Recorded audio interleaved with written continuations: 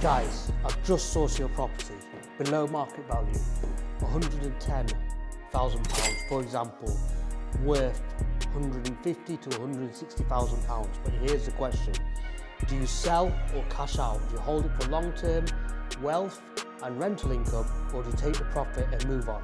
In this video, we're going to analyse the exact two scenarios that a client faced and analyse what was the best option. Let's get into it.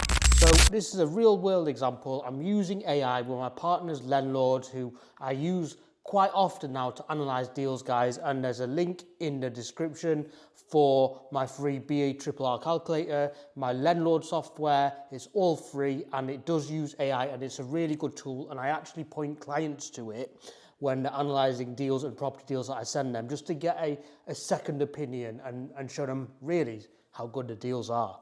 But so this is a property we sourced in the northwest in Manchester. Funnily enough, it went to one client who claimed that they're ready to buy, cash, etc. They backed out. It went to the second client, and they were more than happy with the purchase. And why? £110,000, guys, for a 3-bed, semi-detached in and around Manchester. I won't say exactly where, but it was not a bad area. Garden, I'll put a picture up now. It needed a few bits of tidying up, the bushes cut back, etc. It was a tenanted deal, as most of our deals are, because we get it from distressed or landlords exiting the game. And people ask me all the time where do I get my deals from. Usually it's from existing landlords, direct to vendor, not been on the open market, etc. Okay, so now the client faced, and they did actually ask me, what am I going to do with this property? Because they had been quoting, I'll put it on screen now, they had been quoting a quick 50k-ish profit minus a few grand auction fees, etc. and notice fees to make the property vacant. A quick, let's say 50k profit to stick it in auction, guys, not even on Rightmove, on auction, 28-day sale, bang all the solicitor costs to the other side in a legal pack, and hey bro, so you're walking away with 50k profit. If they wanted to put it on Rightmove, they'd probably get a 60k profit, maybe 70k profit, but it'd take 4 months. There'd be holding costs. You're not always guaranteed a sale. In the UK, there's no deposit when you agree on a purchase. That's why we typically don't sell properties on Rightmove unless it's very much in demand. Because of this reason, you could wait, have an empty house, and it fall through, and then start the whole process again. It's just too slow for us. So let's consider this, 50k profit. Now, what does the client do? They're having no rent for that period, which is fine. I mean, it's only a month, 28 days to sell in auction. But the key question is, guys, what are you going to do with 50k? And this is what I asked the client. You're losing money in the bank. Inflation's running at 2-3%. The interest rates are very low and dropping now. So it actually favours investments, and we all know, and it's probably why a lot of people do property, you lose, your money devalues in the bank. So in effect, this 50k, what are they going to do with it? They're probably going to look for another property. Are they guaranteed to get another deal like this? Probably not, because we've got other clients to service as well, and then we filter down the list to make it fair. So what do they do with this? Now, I've always thought that as well. What are you going to do with the 50? Yes, you made 50k, but what are you going to do, guys? It's no point having 50k in the bank for the next 10 years with no rental income. You'll be worse off. I've actually analysed this deal, and I'll put it on screen now on the LENDLORD app, and it has built-in AI. And okay, let's have a look at the pros of selling at auction. So your immediate capital gain, 50 grand. Avoid long-term management costs. Okay, so long-term management costs, we usually give it to social housing. If we're doing it privately, we'll get a bit more rent. We'll pay 10%, but we'll get in more rent. So it's neither here or there. It bypasses traditional sale process on Rightmove, as we said. So if you really need the money, I don't know, you just got a different business venture, you're emigrating, you're buying your own house. And I've had clients who wanted to do flips to fund their own house. Yeah, I understand them, take your profit. But guys, let's have a look at what the AI says about doing this and whether it's a good, viable strategy. Okay, so let's have a look. Current analysis suggests strong long-term potential. The property provides excellent cash flow and appreciating value. Okay, so what you're missing out on, guys, okay, what you're missing out on is you're missing out on your monthly cash flow.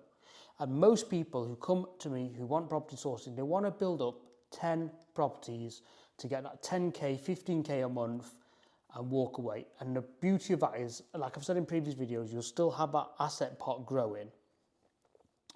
Okay, so if we look at my Landlord app, you'll see all my properties in one company, the value and how much is growing per year. And obviously if you've got £1 million worth of properties and it's appreciating at 10% a year, you're literally making 100 grand in your sleep before rental income, and you're probably helping yourself to another 8,000 on current rates, probably about £7,000 to £8,000 pure profit a month on rental income. That's if you've got a 10 property portfolio, which is quite achievable using the BRRR method. Now, the beauty of these deals, and most of the deals I get for clients, is that they're below market value on day one, guys. So we're not even doing forced depreciation where we're doing refurbs to add the value, because I think that's kind of like cheating. I think if you're buying a property, it needs to be below market value on day one. What that means is I could put it on an auction or Rightmove without doing anything to it, maybe making it vacant. Okay, that's the only thing, it's the only caveat, but that's not any physical work, that's not a really expenditure, £2,000 on solicitors, okay, and sell it and realise the value, not do a 30, 40 grand extension, etc., do a full renovation, 100k, and hope to make 20k on top of the 100k. That's not below market value, guys. That's doing a job, basically. And it's risking a hell of a lot of capital to get that 20k profit. And imagine how many properties you could fund with that capital. Never mind the time, because let's be honest, dealing with builders and doing a renovation is never a quick process, guys, no matter how you think. Now, there is a place for that if we're doing HMO conversions and we're doing, you know, good HMO conversions, spending the money and getting it back on the remortgage, but that's a totally different strategy, guys. And it's not one that you can typically do everywhere because the HMO market has to be there. You won't get it in non-Article 4 areas. You get it in some areas, you'll have to wait, you'll have to leave your construction costs in most of the time. So it's a completely different market. And most of the people who come to me, they don't want to leave 35 grand construction costs in a deal on top of stamp duty. Why? Because they want the maximum amount of properties. Guys, if you need any more information on that, my last video, or the second to last video, BRRR Explained, goes through all of that. If you need any, if you want to know more about my sourcing and how we find these properties and typically what we do, yes, in the comments, guys. But let's carry on with this video and see what this client did. So in effect, what you can do is you buy this property. This is exactly what I told this exact client, guys. You buy this property, you hold it for 6 months, you take the hit. Yes, you're paying £1,000 a month for bridging. Yes, the tenant's paying 400, very under rented against the market value. What do you do in this time? You serve the notice, Section 21. Guys, that is stopping in October, November. So I'm telling clients now, get on it now and clean up. But even in October, November, there's a way around it. If you've got an estate agency in the property, it's for sale. Okay, so don't worry too much about that. So you can actually pull out 75% of this profit in 6 months because you're remortgaging on the new value. And in fact, guys, on remortgages, you tend to get a bit more than the market because obviously when you're selling a property, you'll always take a lower offer to get it sold. But on remortgages, you literally go get a valuation, put in what you want, and you usually get it. And if you don't, you go to another lender and another valuer. So you can get 75% on the maximum profit. So you can borrow 75% of this. Yes, you're not getting the full 50k, but what's happening? You're getting the rental profit as well, which let's call this about £1,000 because the market rent is 1,500 minus your mortgage costs. But here's the beauty, guys. After 2 years, you can do this again. You can tap into the equity again and pull it out. So where you would have sold and got 50k profit, if you're patient, not only do you get the rental income after 2 years, and I've done this myself on many properties in my portfolio, you tap it in again and you get 75% of the increase again. And you keep on doing that every 2 years. Now, this only works if you're buying high growth areas such as the Northwest. And if you don't want to take my word for it, let's have a look at the short-term metrics on this calculator. So I put it under 2 years, over 2 years, and I've Googled the rate of return in Manchester and the Northwest, which is currently about 8%. So let's have a look. So short-term metrics over 2 years. And we put 5-year growth at 4.4%, guys. So let's have a look. 2 years. 7%. So based on 98% occupancy, which you'll get in a family let, probably more. 2-year inflation, 2% yearly inflation, 7, so even calculates inflation, guys, 7% property value appreciation and 3% rental value appreciation. I think that's pretty conservative for the Northwest, but here we go, let's have a look. So this is without a remortgage, guys. In 2 years, just 2 years, long term, 2 years, yeah, return on investment, £33,209. The equity you'll have in 2 years is £43,439. The internal rate of return is 45%, and the ROI is 95%, guys. Now let's say that you take that out and you go to a 5-year. Look at that. Long-term ROI over 5 years, £100,000, guys. Equity, £71,000. So you can literally tap into equity and pull out 75% of 71, 1, 2, 3. You can pull out £53,250. So if you're patient, in 5 years, you can not only get more than this profit, you'll have 5 years times 12 months in a year, 60 months at £1,000 is £60,000 minus estate agent fees, 6 grand, 10%, minus maintenance, let's say, I don't know, let's call it 10 grand, which is quite a lot for a family let. £44,000 in rent. That's one property, guys. Imagine if you then, now here's the key. You remortgage after 6 months, you take some equity out, 75% of this 50 grand below market value. The key is to put the money back into another property. You do exactly the same thing. And then you build your cycle and you just continue doing it and it becomes a game. And that's how you grow a portfolio of 10, 20 properties making 10, 20K a month. You have to be a long-term mindset and patient. Don't just take the profit unless you need it or unless you think you can perform better than this, which I pretty much guarantee in all businesses you can't. Okay.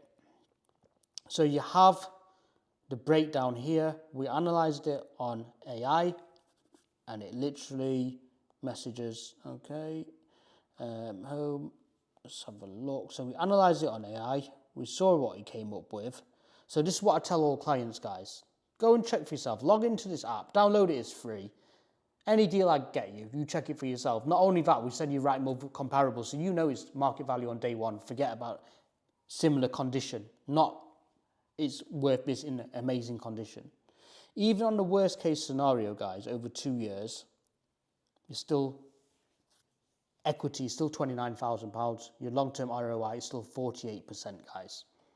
Amazing. So that's just how I personally think most of my clients would benefit from holding.